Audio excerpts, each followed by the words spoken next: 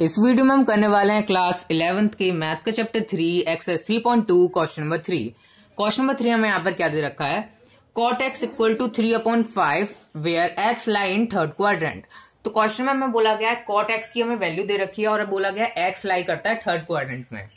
तो यहाँ पर मैं कार्टेशियन प्लेन बना लेता हूँ और थर्ड क्वाड्रेंट होता है हमारा ये वाला। थर्ड क्वाड्रेंट में क्या होता है, tan और cot पॉजिटिव होते हैं। थर्ड क्वाड्रेंट में tan और cot ही पॉजिटिव होते हैं, तो इसलिए यहाँ पर जो वैल्यू लिखी हुई है 3/4 ये पॉजिटिव इसलिए लिखी गई है क्योंकि cot हमारा पॉजिटिव होता है थर्ड क्वाड्रेंट में और एक tan होता है। इसके अलावा साइन, कॉस, कोसेक ये सब जो भी इनकी वैल्यूज आएंगी वो सब माइनस में लिखी जाएंगी। ठीक है, ये चीज आपको यहाँ पर समझ में आ गई होगी। अब यहाँ पर देख सकते हो क्वेश्चन में हमें बोला गया है cot x equal to 3/4।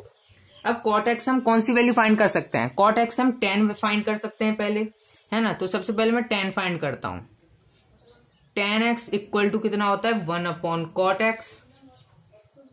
1/cot x होता है तो 1/3/4, तो इसमें क्या जाएगा 4 ऊपर जाएगा तो 4/3 आएगा इसका आंसर। तो tan x की वैल्यू कितनी आई 4/3। अब मेरे पास tan की भी वैल्यू आ चुकी है। अब आपको एक और फॉर्मूला याद होना चाहिए, 1 + tan square x equal to sec square x। ये फॉर्मूला आपको याद होना चाहिए, ये नहीं याद है तो कहीं लिख लो। तो 1 + tan की वैल्यू क्या है 4/3। 4/3 इसका स्क्वायर लिखूंगा मैं यहाँ पर क्योंकि यहाँ पर स्क्वायर लिखा है, equal to sec square x। क्या होगा 1 + 4 × 4 = 16, 3 × 3 = 9, यहाँ पर भी अपॉन में 1 लिख दिया, equal to sec square x। क्या होगा 9 + 16 equal to sec square x। तो मैं इसको यहीं पर प्लस करके लिख देता हूँ। यहाँ पर 9 + 16 कितना होगा 25 होता है, तो मैं यहाँ पर ही मिटा देता हूँ। 25 क्या आएगा 25/9। यहाँ पर लिख दिया मैंने 25/9।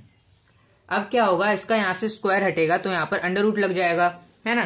तो मैं यहाँ पर लिख देता हूँ, इसका मैं स्क्वायर हटा रहा हूँ तो क्या होगा sec x इक्वल टू कितना होगा √25/9। तो क्या हो जाएगा 25/9 क्या हो जाएगा, बाहर आने के लिए इसको पेयर बनाना पड़ेगा तो 5/3 आएगा इसका आंसर sec x का। तो इसी के साथ हमने sec x भी फाइंड कर लिया, tan भी फाइंड कर लिया, cot हमारे पास पहले से ही था, sec भी फाइंड कर लिया। 3 चीजें हमने फाइंड कर ली और अभी हमें और भी चीजें फाइंड करनी है। तो पहले मैं इसको रब कर देता हूं। लेकिन जैसे कि आप जानते हो जो भी अंडर रूट से बाहर निकल के नंबर आते हैं वो होते हैं प्लस या माइनस में, ठीक है। लेकिन अभी हम तय कैसे करेंगे प्लस का होगा या माइनस का होगा। तो देखो जैसे कि हमें क्वेश्चन में लिखा गया थर्ड क्वाड्रेंट में सब लाई करते हैं, जैसे कि हमने कार्टेशियन प्लेन में देखा था। थर्ड क्वाड्रेंट में क्या क्या आते हैं, थर्ड क्वाड्रेंट में tan और cot ही पॉजिटिव होते हैं और सब नेगेटिव होते हैं। तो चाहे साइन, कॉस, कोसेक कुछ भी हो वो सब नेगेटिव होंगे। तो sec है यहाँ पर cot, tan और cot ही पॉजिटिव होते हैं, तो क्या होगा यहाँ पर माइनस का 5/3 लिखा जाएगा। तो यहाँ पर भी माइनस का 5/3 लिखेंगे, ठीक है। तो यहाँ पर माइनस का 5/3 आ गया इसका sec का आंसर। अब हमारे पास है sec। अब हमने sec फाइंड कर लिया -5/3। अब क्या फाइंड कर सकते हैं sec से, sec से हम फाइंड कर सकते हैं cos find. cos x equal to 1/sec x होता है। आपको ये सब चीजें याद होनी चाहिए। 1/-5/3 पुट करेंगे, उल्टा हो जाएगा, ये ऊपर चले जाएगा तो क्या हो जाएगा -3/5। यहाँ पर हमने फाइंड कर लिया cos x। cos x हमने फाइंड कर लिया। अब देखो क्या बचा हमारा tan है ना, tan है हमारे पास, लेकिन हमारे पास क्या नहीं है साइन नहीं है, अभी साइन नहीं है और कोसेक नहीं है।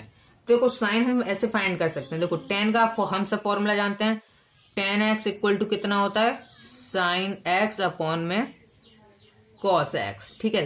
tan का हम सब फॉर्मूला जानते हैं। tan की वैल्यू हमारे पास दे रखी है, लेकिन हमारे पास क्या है साइन की वैल्यू नहीं है, cos की भी वैल्यू हमारे पास है।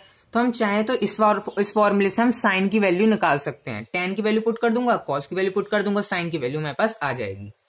tan की वैल्यू हमें क्या दे रखी है 4/3, तो 4/3 मैंने यहाँ पुट करा, इक्वल टू क्या होगा साइन x अपॉन में cos x की वैल्यू कितनी -3/5 ठीक है। अब इसको मैं आगे फर्दर सॉल्व करता हूं।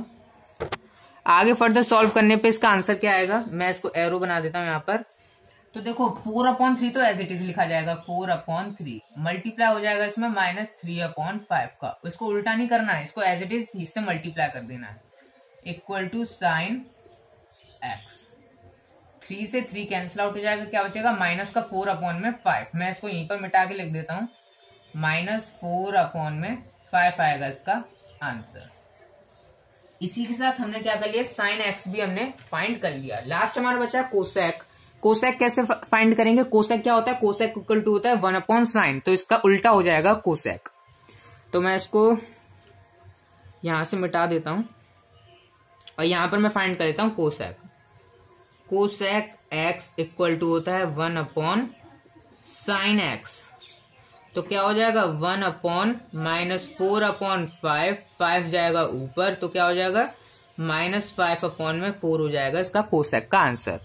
तो साइन का हमने फाइंड कर लिया, कोसेक भी फाइंड कर लिया, कॉस भी आ गया, सेक भी आ गया, टेन भी आ गया, कॉट भी आ गया। हमने सबके 6 की 6 ट्रिग्नोमेट्रिक फंक्शंस फाइंड कर लिए हैं। इसी के साथ हमारा क्वेश्चन नंबर 3 कंप्लीट हुआ। So thank you for watching this video.